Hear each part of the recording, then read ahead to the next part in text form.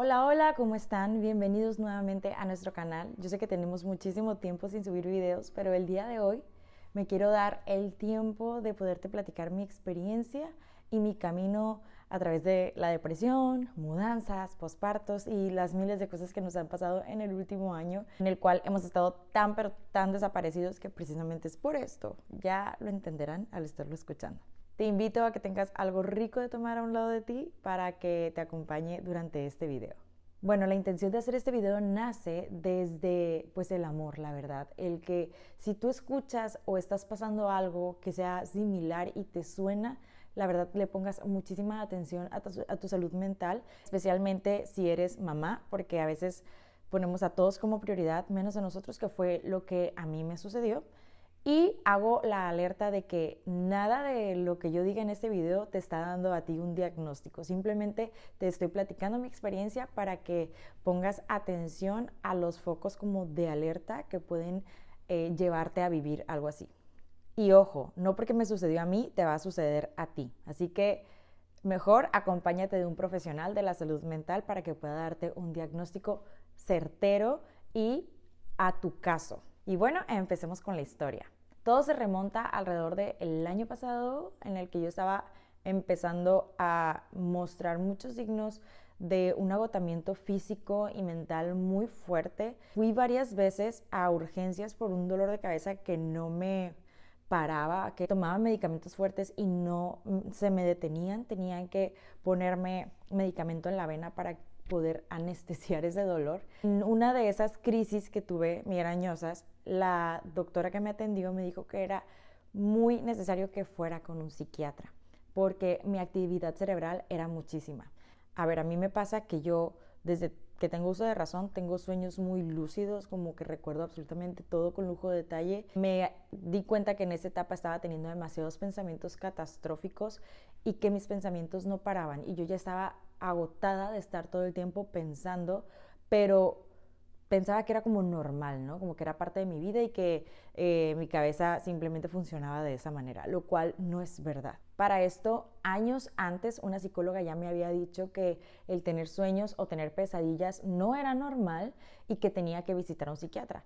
Pero no hice caso, o sea, súper mal, no hice caso porque yo desde ese momento debí de haber empezado mi tratamiento. Entonces todo empezó a agudizarse porque yo despertaba en las mañanas con muchísimo cansancio, mucho agotamiento, dormía y sentía que no descansaba nada, no tenía motivantes en mi vida. Yo muchas veces llegué a platicarle a Fede, que es mi esposo, para quienes no lo conocen, que si lo quitaran a él y a mis niños y a las personas que amo de mi vida y me dejaran a mí sola conmigo, mi vida no me gustaría.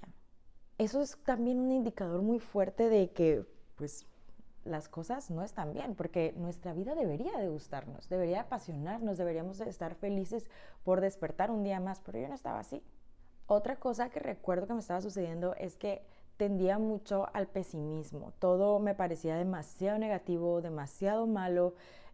Toda mi perspectiva era negativa. Tenía muy poca esperanza en las cosas. Tenía muchísimo mal humor. Estaba todo el tiempo como quejándome o con muy poca resistencia o tolerancia a la frustración. Me sentía muy incapaz de realizar tareas que eran sencillas. Por ejemplo, si un día yo veía como que la casa desordenada, porque tengo 2 hijos, veía los juguetes tirados por todos lados, eso ya me detonaba una crisis de como enojo, angustia muy grande.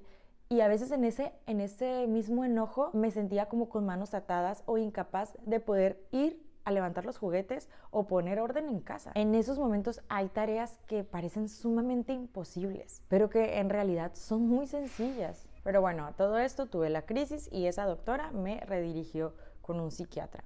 Al asistir con el psiquiatra, él me hizo ciertas preguntas como para checar mis niveles de satisfacción de mis necesidades básicas, como cómo estaba mis hábitos de sueño, si descansaba o no, si comía bien, si hacía ejercicio, si me estaba hidratando. O sea, como que él checó mis niveles, como mis signos vitales de necesidades básicas y se dio cuenta que yo estaba muy baja en todo esto.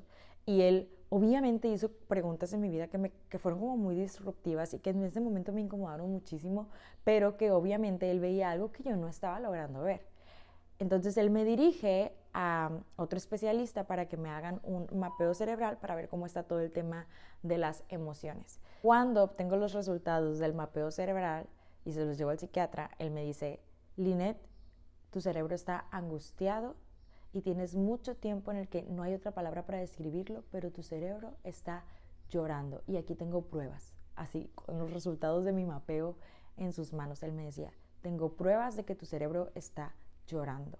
No les puedo como explicar el dolor que sentí en ese momento.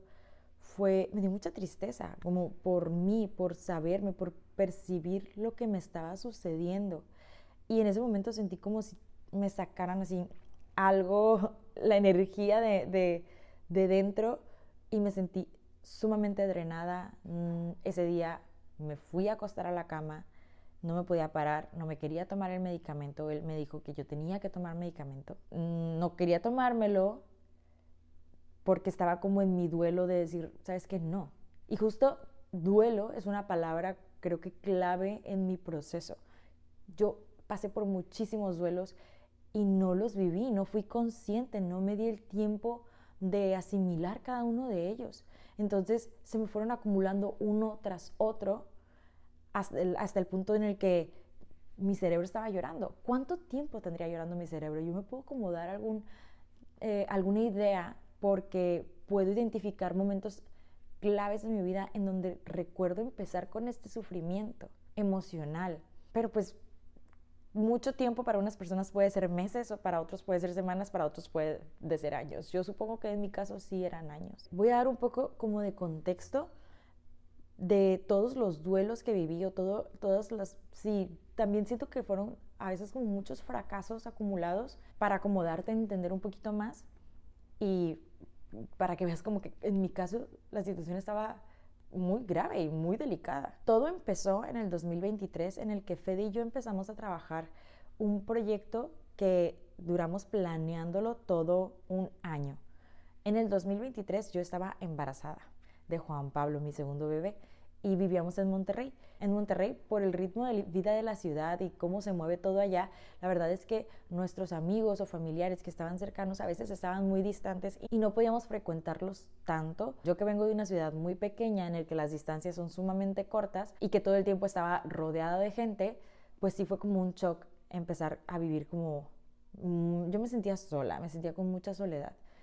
Y eso fue un dolor muy fuerte. Entonces, como que vivir mi segundo embarazo, que sí teníamos mucho el apoyo de la familia de Fede, ellos nos ayudaban mucho con Eleana, pero yo me percibía muy sola porque sentía que estaba viviendo mi segundo embarazo siendo como la tía de mi hija, siendo la prima que se sentaba a jugar con ella, al mismo tiempo ser su mamá, entender que estoy embarazada y que debo tener ciertos cuidados, los cuales, gracias a Dios, he tenido embarazos muy sanos y no tuve tantos cuidados conmigo, no me protegí tantos. Yo estuve como súper disponible a estar con mi hija, ¿no? Y satisfacer esa necesidad de presencia y de vínculos en ella, lo cual no es correcto, ¿verdad? Yo también debía haber puesto mis límites y darle mucha importancia a mi autocuidado, porque yo estaba muy, muy embarazada.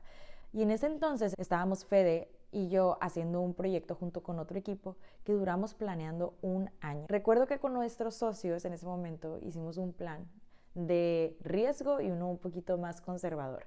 Y recuerdo que en ambos planes la ganancia que obteníamos al lanzar ese proyecto era muy buena para nosotros. Entonces nosotros invertimos un montón de tiempo, dinero, esfuerzo, genio creativo, muchísimo, corazón, o sea, de verdad todo lo invertimos en ese proyecto. Al obtener esa ganancia, eso nos iba a ayudar a nosotros a saldar deudas que en ese momento teníamos. Por algo súper raro, lanzamos el proyecto y no tuvo el éxito que esperábamos. La verdad es que sí nos pegó y nos afectó muchísimo porque ya habíamos como proyectado y planeado lo que iba a suceder, incluso si el proyecto no tenía nada de éxito. Pues yo siento que de repente tuvo menos que eso. Y precisamente lo más curioso en todo esto es que era algo como para ayudar a matrimonios que estaban en crisis.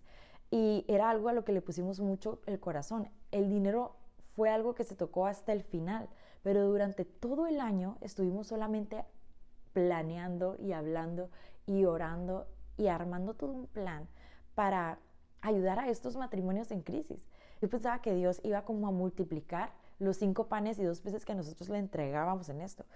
cosa que no sucedió. O sea, curiosamente no sucedió, o hasta el día de hoy no ha sucedido, porque yo tengo fe de que Dios hace cosas y tengo la esperanza, ¿no? Tengo la esperanza de que Él haga algo, a lo mejor en donde yo no alcanzo a ver, pero yo tengo la esperanza de que Dios hará algo. Entonces, ahí empieza como el primer fracaso. Yo estaba en mis últimas semanas de embarazo de Juan Pablo, ya estaba por nacer, y como yo estaba tan enfrascada en sacar adelante todo esto, no pude como darme el tiempo de preparar todo para Juan Pablo. Y todos esos meses, esos últimos meses donde ya eran como las etapas críticas y determinantes del proyecto, no escuchábamos la voz de Dios. Dios no nos hablaba. Nosotros entregábamos lo que teníamos y era como si Él no lo viera. A ver, no estoy diciendo absolutos, no estoy diciendo que las cosas son así y eso pasó y ya, porque yo no tengo la sabiduría de Dios, pero te puedo decir que eso fue lo que yo percibía, lo que yo podía ver de cómo sucedían las cosas. Entonces hacíamos muchísimas cosas, muchos esfuerzos, trabajábamos mucho, y quienes nos conocen saben que tanto mi esposo como yo nos dedicamos al Señor. Yo estoy preparándome para ser consultora familiar y mi esposo es productor musical de un grupo que se llama GESET. De verdad, todo lo hacemos por el Señor. Vivimos de la providencia. Y ver que el Señor era como si se volteara o nos diera la espalda en ese momento, me afectó muchísimo, porque yo estaba a punto de tener a mi bebé. Al año siguiente, a inicios del 2024, mi familia va y nos visita a Monterrey para el bautizo de Juan Pablo. Y sentir como todo el calor de hogar, ver a Eliana ahora interactuando con sus tíos, con su abuela, fue para nosotros como muy revelador, porque antes las personas que conocieron a Eliana en ese momento podrán saber que ella no se comunicaba con personas que no conocía, o que sí conocía pero no eran parte de su cotidianidad. Solo era con Fede y conmigo. Si íbamos a una reunión, solo Fede y yo. Pero luego verla que de repente estábamos en la misma habitación llena de otras personas y ella estaba inmersa a mi familia, fue como un consuelo a nuestra alma. Y ahí tomamos la decisión en oración de mudarnos, y en una semana sucedió todo. Me vine a Los Mochis para buscar una casa, encontré una casa, y entonces todo empieza a darse como un dominó. Y empiezo a ver al Dios que se guardó silencio todo un año anterior, de repente obrando en una semana de una forma muy concentrada. Pasó un mes y nosotros ya nos estábamos mudando a Los Mochis. Entonces aquí yo identifico otro duelo, porque nosotros tenemos casa propia en Monterrey, y venirnos para acá a Los Mochis como que a rentar, a no estar en nuestra casa, a iniciar una nueva vida acá, que teníamos 5 años sin vivir aquí, venirme con un bebé de 2, 3 meses, con una niña, con una toddler que estaba en pleno desarrollo y que para ella fue una crisis muy grande, porque ella adora a sus abuelos allá, y dejarlos, tener esa ruptura, separarse. Fueron demasiadas crisis. Ahí yo identifico otro duelo, que muchas veces me han preguntado si la mudanza afectó. Yo creo que toda la circunstancia alrededor de la mudanza, porque nos vinimos por cuestiones de dinero, porque les digo, ese proyecto fracasó. Nos vinimos por cuestiones también de compañía, nos vinimos porque yo necesitaba de una red de apoyo, porque mi esposo sale a viajar, a dar eventos, conciertos, prédicas, y a veces yo me quedaba sola. Yo tenía un pavor de quedarme con los 2 niños sola. Y nos vinimos por un montón de cosas más que ayudaban a nuestra vida familiar. Otro duelo que yo identifico es que dejé de ir a clases presenciales en la maestría, y eso era lo único que yo tenía propio. Entonces, al dejar de ir de forma presencial, me quedo en casa y sigo estando con los niños, y estoy en clase, pero sigo con la dinámica del hogar.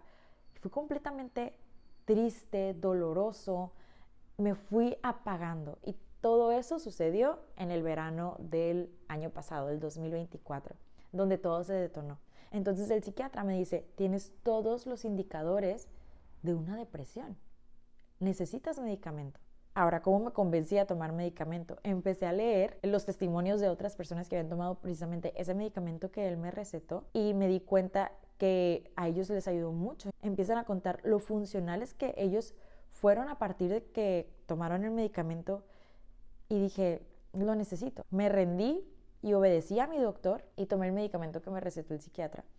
Él también me pidió que fuera con psicóloga, pero en ese momento yo estaba pagando medicamento, que es muy caro, las citas con el psiquiatra, pagué el mapeo cerebral y los estudios que me hicieron, pues mi maestría, colegiatura de Eliana y los costos de vida que tenemos. La verdad es que en ese momento para mí no me fue posible ir a terapia, especialmente porque en nuestro hogar el único que tiene un trabajo remunerado es Fede. Entonces como que a mí se me hacía demasiado ya cargarle ahora unos varios miles de pesos a nuestras cuentas para llevar terapia.